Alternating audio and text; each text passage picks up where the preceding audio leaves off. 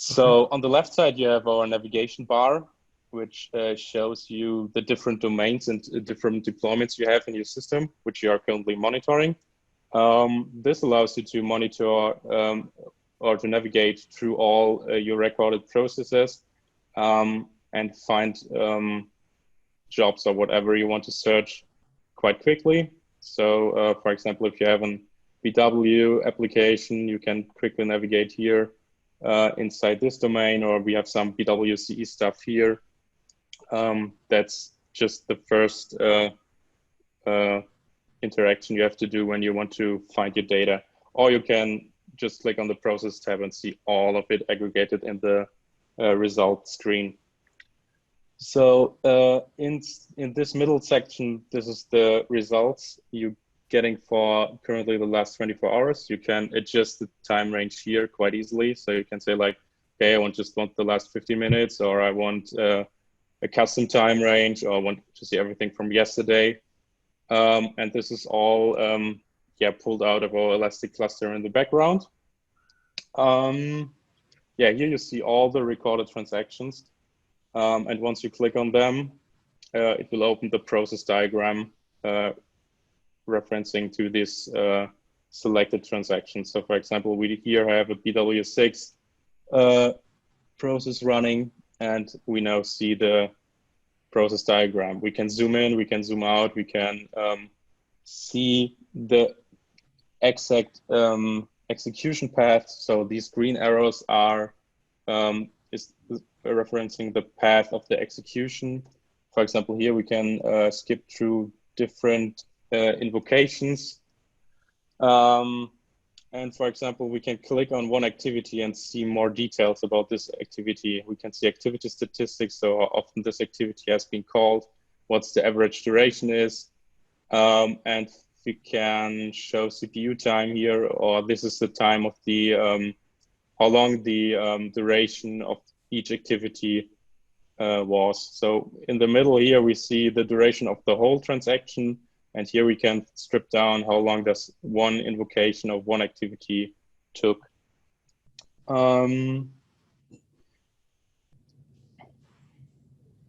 So in the result list, we see, for example, here we can see correlated processes. So if one process calls another one or is called by another one, they will be shown as correlated processes.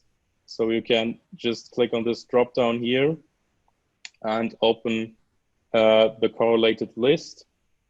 So we see that this is the starter process, which called this process. This let us see if we have a problem in some process, what other processes may be affected of that issue, or what sub-process might have issued the problem we have. So for example, this one might be a little bit longer correlation list. So we see here, it's our, it's part of our flight demo. So we are monitoring some flights like this one. This one has a flight ID that is going from Germany, I think, from Munich to somewhere else, or is coming to Germany. And we have some processes in BW5. These are these.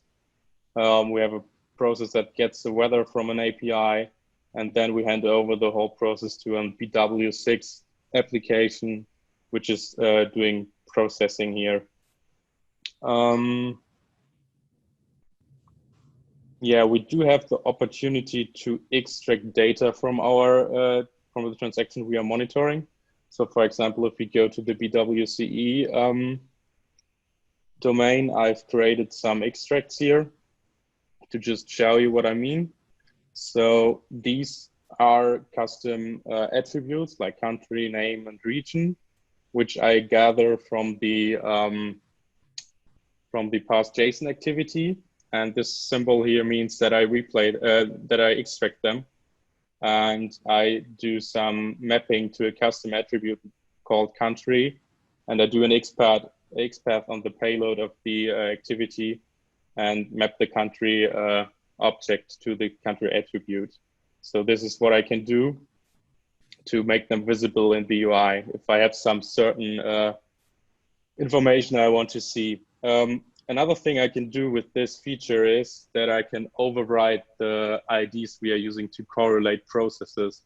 So if you know, we do autocorrelation for if you invoke an application by HTTP or JMS, but if you invoke it another way, or if your processes are not correlating because there's another system inside, you can still correlate them by using a mapping to the correlation ID. So for example, you have one ID that is unique within the complete flow.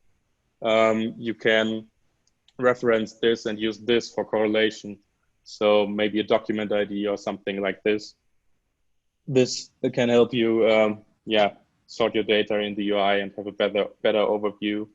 Let's come to the search bar. So everything you see you can search for, and everything we record you can search for too. So we use Elasticsearch and we have a powerful full text search underneath, but let me start quickly with some easier ones. So if you want, you can filter just for status. So, okay, I filter now for status error, and I see processes which are in status error. And then I can quickly go in and see, okay, what's happened. Okay, my XML is for some reason not correctly mapped by the JSON mapper. Yeah, don't care now, but this is a thing where you can easily filter for errors. You could do it here as well. So you could go for status error and you would get the same result if you're more into that. But you can do like way more difficult searches if you want. So for example, I noted a flight number earlier the day. So it is AFR 179. And I can do a full text search in this flight number. And I see, okay, it's in these processes, this data was processed. So I can see, okay, it's my flight from, I think it's Mexico City to Paris. And then I can directly see what is happening with this flight number and where it was processed in my completely system, because I'm searching over all processes in my chain. So this is an example for the full text search, which is quite powerful if you want to grab something out quite easily. But as I mentioned before, you can do custom attribute mappings as we did. So for example, I have some custom attributes mapping here for the flight ID as well. And I have some others for the aircraft ID or the airline ID. And I can do it like attribute dot airline ID, and I can search, for example, for KLM. And I get all the flights powered by KLM. That's quite cool too. Or I can do like, I don't want all flights that are not by airline ID KLM, but I want them to be anything else. Then I do it like this, airline ID, anything else. And then I get like, okay, here's one from several different airline IDs. And this gives me the power to search quickly through all my data and find what is required to resolve some issues. Another interesting feature we have is the replay feature of our product. So we have the possibility to trigger nJAMS replay from here. And it enables you to restart a process execution exactly as it was recorded by our client. So for example, we have this weather service call from with latitude, longitude values, which are going to China somewhere. And I can click here, open the plugin for replay submenu, and click on replay. Then it will be populated to the BWCE process and will be processed again. And you will see that this process changes into a starter. And this one is the replayed process. So as you see, it's a completely same result, but it's a different execution of the process. You see this one is starter and this one is the replayed log message. You can click here to see some sort of historization over these events. So you see this is the mother, if you want, and this is the child executed by the mother. This can help you in development, for example, or if you want to replay certain events that failed and now a subsystem is there again and you just want to reprocess some amount of data. This is quite a good tool for that. And we do have a replay command line tool to do it in the command line and to do batch replays if you want. For example, if you have a longer list of errors which you want to replay, then you can do it with this tool. And another thing that is, if you want, you can go here and click replay as and modify the data which the process should be executed with. So, for example, I could modify my latitude longitude value. Let long Dortmund, for example. And then I would get another result of my process execution. Yeah, so it worked. So we see Dortmund here. Good.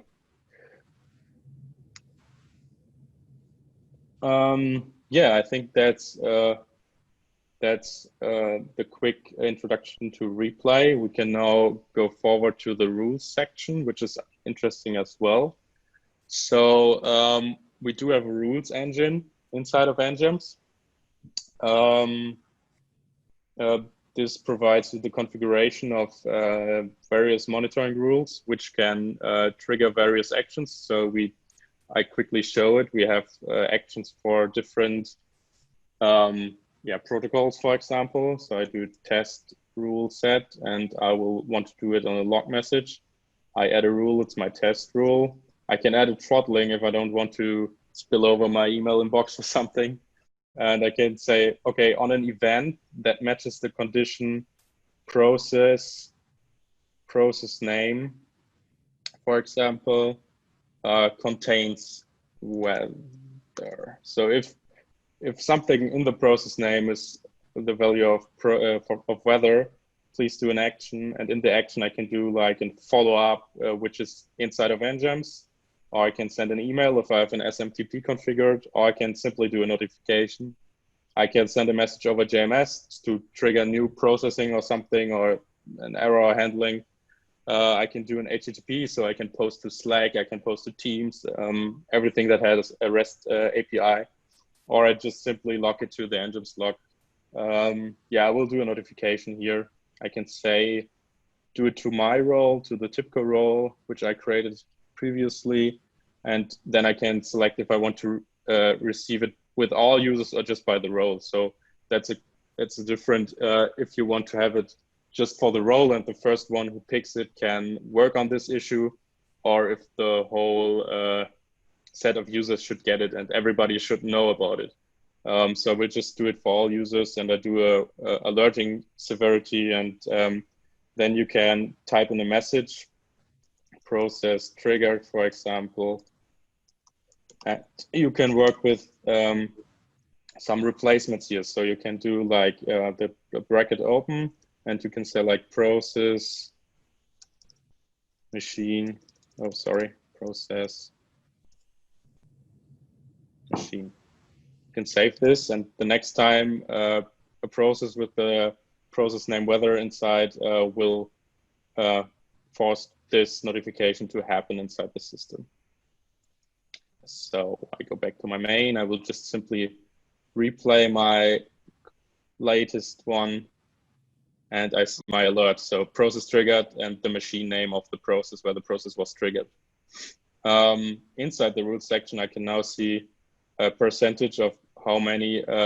So I receive like 1,000 messages a second or something, and a subset of that was triggered this rule. So yeah, it's 0% now, but if you have more, you will see more. And you can do more actions if you want, or you can do more conditions if you want. So you can have quite difficult rules here.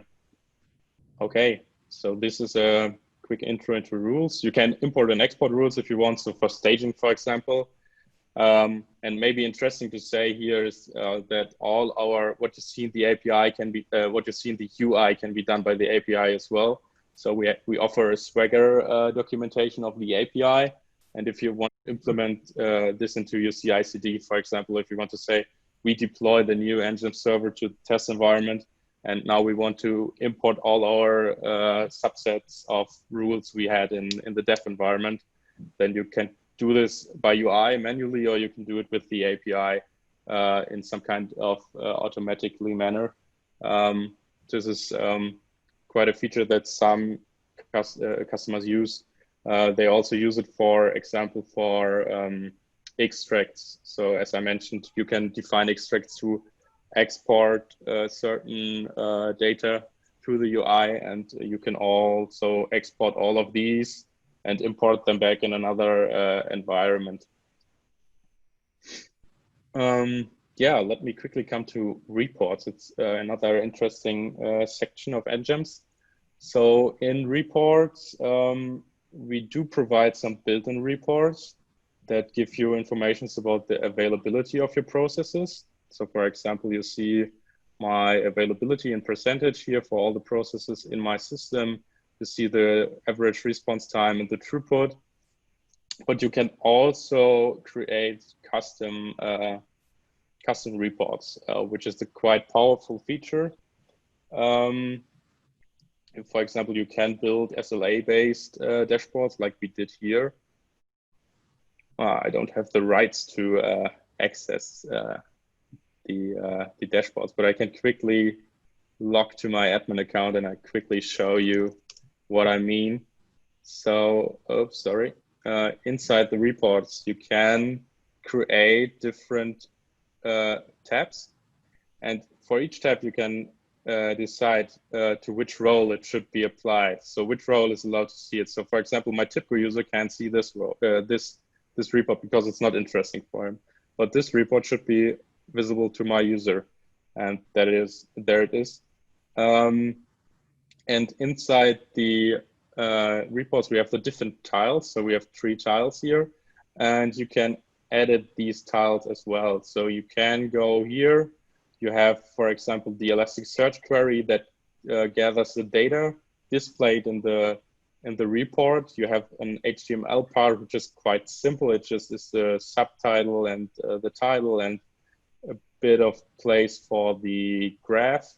And you have a bigger part in JavaScript where you define how the data gathered by the query should be displayed in these graphs.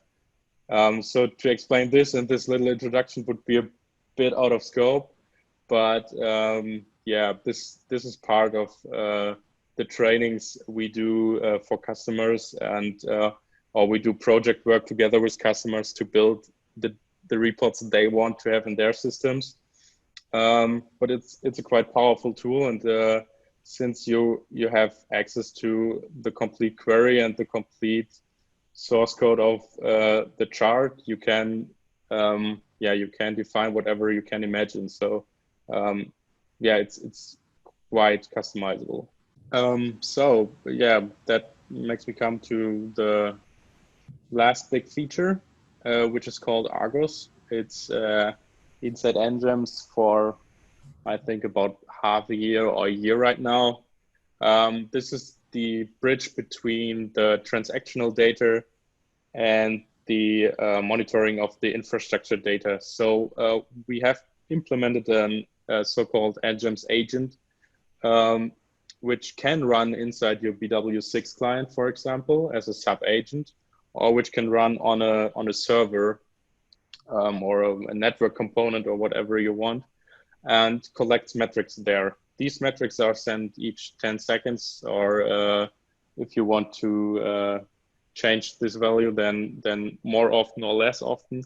But these metrics are sent to the nJAMS server as well and are consumed by the nJAMS server and help us display the current status of the infrastructure. So yeah, it somehow completes the view on the processes, because we now know what's running, for example, inside of our Kubernetes cluster. Is the Kubernetes cluster struggling, or do we have some pods that are failing, or do we have some machines that are failing? And are these machines exactly holding the pods that are failing, or is it something else? Yeah, and the nJAMS agent helps you collect metrics from various sources. Like you can monitor the JVM consumption of your BW environment, or you can monitor how much messages are in your EMS queues, or what is going inside your Elasticsearch cluster. And all of them, these messages can build up this relationship graph here. So for example, if we scroll in a bit, we have the Kubernetes master, which depends on 2 Kubernetes worker nodes. And if one of these worker nodes fails, we know we have an issue out here as well. And this one would get red, and this one would get red too. And this helps you quickly get an overview over your infrastructure running. And you can click here to review the metrics we are collecting for this system. So then let me go for the last 15 minutes since I just restarted it. You can see, for example, on my Kubernetes master, the CPU usage is what the different pods are doing, how the pod network is performing, how the system load is in general. And you can also do a relationship between different BW6 app spaces, for example. We have an BW6 app space, which contains 2 nodes, and these processes are running on the app space. And if this app node, for example, fails, or like now, this application is too slow, it will be displayed here directly, and you get I don't know if you hear it, but my system is beeping all the time. You get alerts here where you can work on. Yeah, and I think here we have another beautiful graph related to Kubernetes. So we have the master here, the 2 worker nodes, and on one of my worker nodes is my weather service running. And this weather service deployment contains of the pod, and inside the pod there's the actual service running. And if this would fail, we would see this is failing, and we would see the complete chain up.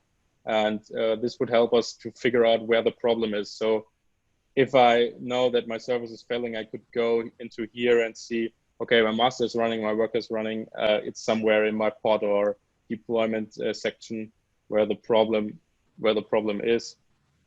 Another different thing to mention is that on all these charts, on all these metrics, you can define different rules. So this is an overview of all the rules assigned to various components. So for example, you can go here, heap used. This should be one that creates an alert if on an app node, the heap is using more than 800 megabytes. Then it creates an alert, and if it goes down again, it will clear this alert. So we do have another powerful rule on these metrics as well. Yeah, and this should help you monitor your infrastructure and create relationship between your application data and your infrastructure data.